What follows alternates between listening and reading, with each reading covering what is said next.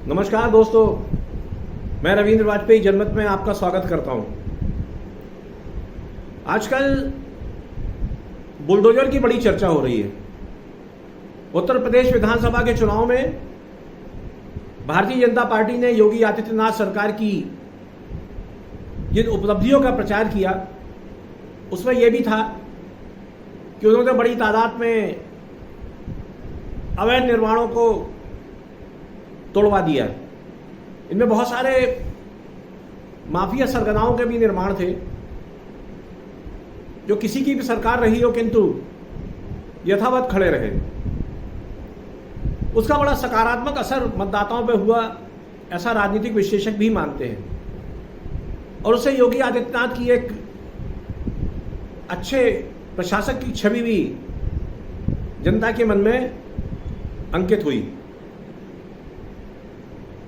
इधर कुछ दिनों से उसकी देखा सीखी कहें या उससे प्रेरणा प्राप्त करना कहें, किंतु मध्य प्रदेश के मुख्यमंत्री शिवराज सिंह चौहान ने भी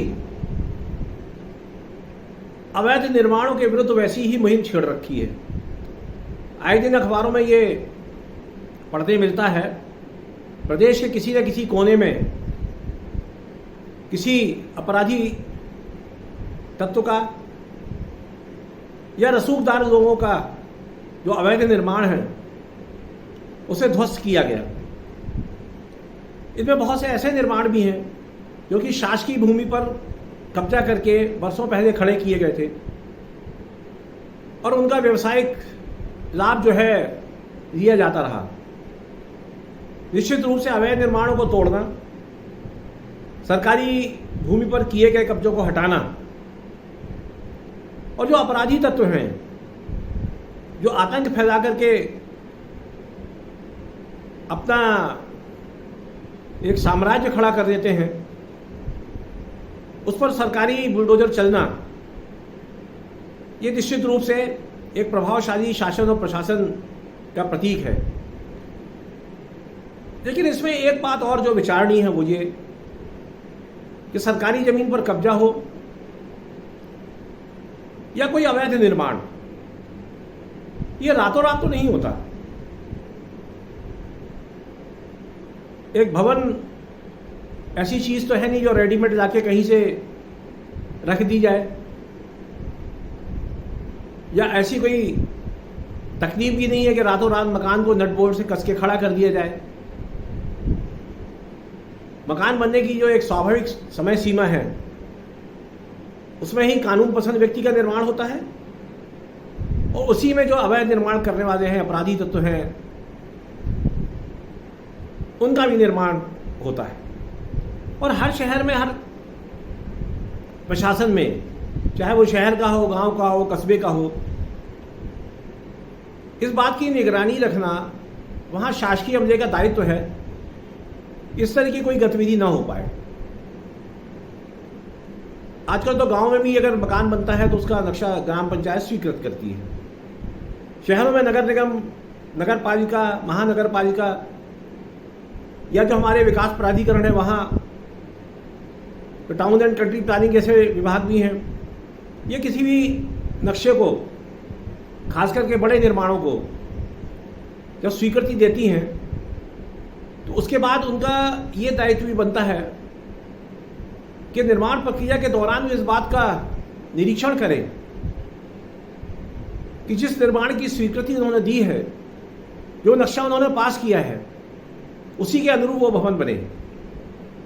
इसी तरह से जो सरकार की खाली जमीन पड़ी हुई है, चाहे वो शहर से दूर हो या अन्य कहीं भी हो, जो राजस्व विभाग का अमला है, ये उसका दायित्व है कि वो शासकीय संपत्ति की वैसे ही रक्षा करे जैसे भूस्वामी अपनी निजी भूमि या अपने घर की रक्षा करता है।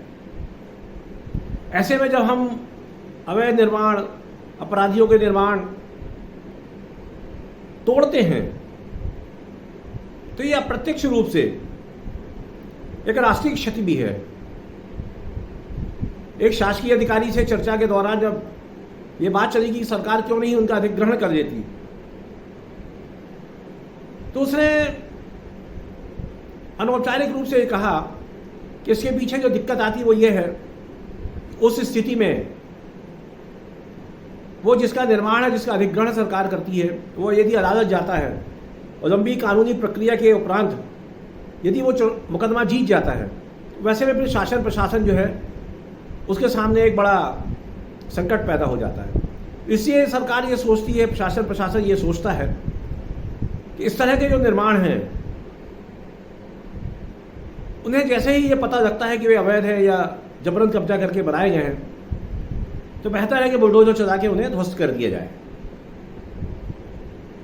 इसका एक असर तो यह होता है कि जो गैर कानूनी काम करने वाले हैं या जो सरकारी भूमि पर कब्जा करने वाला एक माफिया है देश में, उसमें कानून का खौफ पैदा होता है और आम जनता का भी मनोबल उससे बढ़ता है। उसका शासन जो व्यवस्था है उसमें उसका विश्वास भी जो है इसके कारण से उसमें वृद्धि होती है। लेकिन हमें ये देखना चाहिए कि हमारे देश की जो प्रशासनिक व्यवस्था है वो इतनी जचर है, वो किसी भी गैर कानूनी काम को होने देती है। अब या तो उसे रोकने की उसमें हिम्मत नहीं है, या वो उसे होने देने के लिए घूस खाती है, या फिर वो अपने कर्तव्य के निर्वहन के प्रति पूरी तरह लापरवाह है। इन तीनों स्थितियों में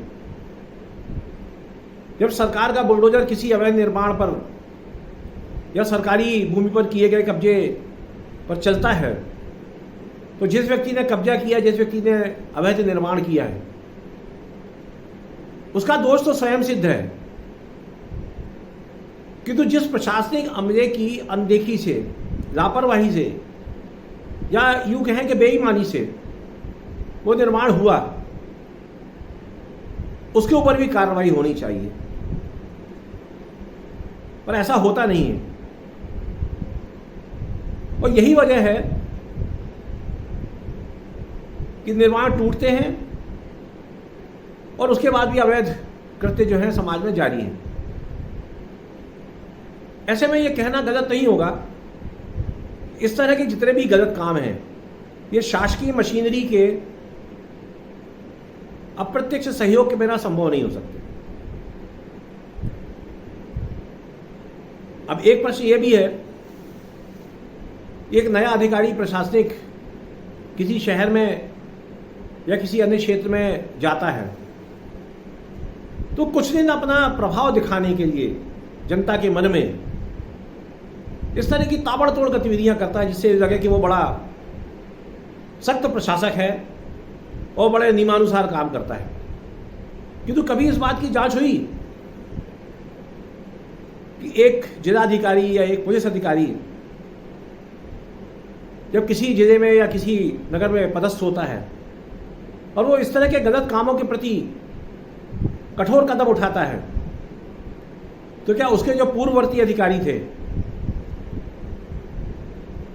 क्या उनसे पूछताछ नहीं होना चाहिए?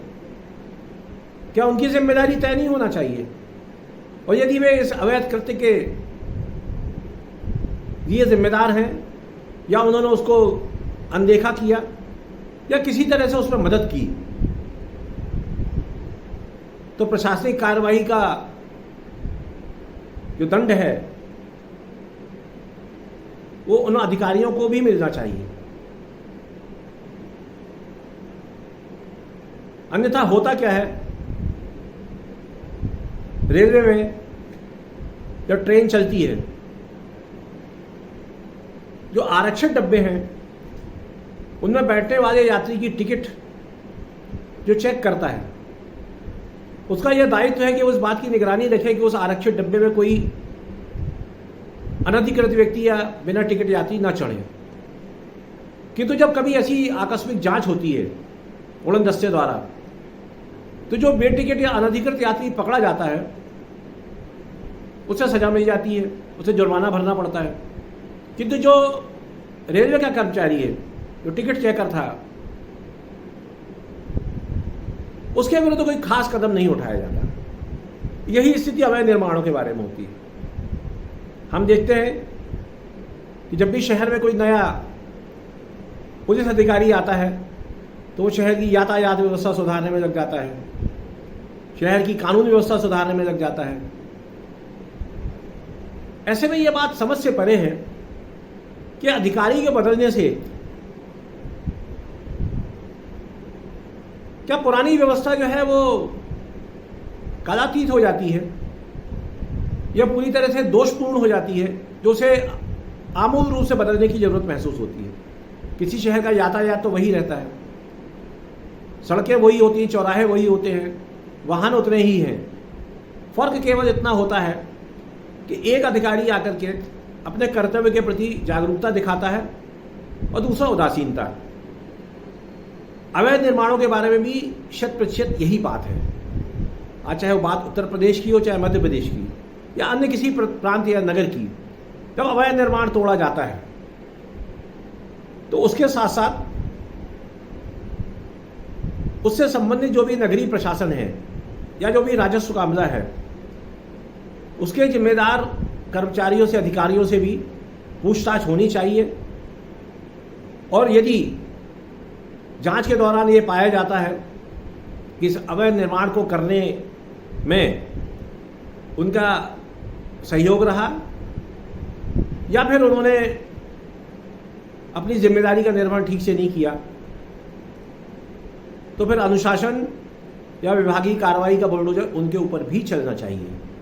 जब तक ऐसा नहीं होता तो मुझे लगता है कि जो एक तरफा कार्रवाई है, बुलडोजर चलते रहेंगे और नए अवैध निर्माण और नए कब्जे भी होते रहेंगे, क्योंकि इसके पीछे राजनीति का भी बहुत बड़ा हाथ होता है। ये बात हम सभी जानते हैं। और देश में जो भूमाफिया है उसे किसका संरक्षण प्राप्त है, ये बात किसी से छिपी नहीं है। मित्रों, आज के इस संस्करण में इतना ही। किसी नए विषय पर, सामयिक विषय पर मैं आपसे चर्चा करूंगा। तब तक के लिए शुभ रात्रि, धन्यवाद, नमस्कार।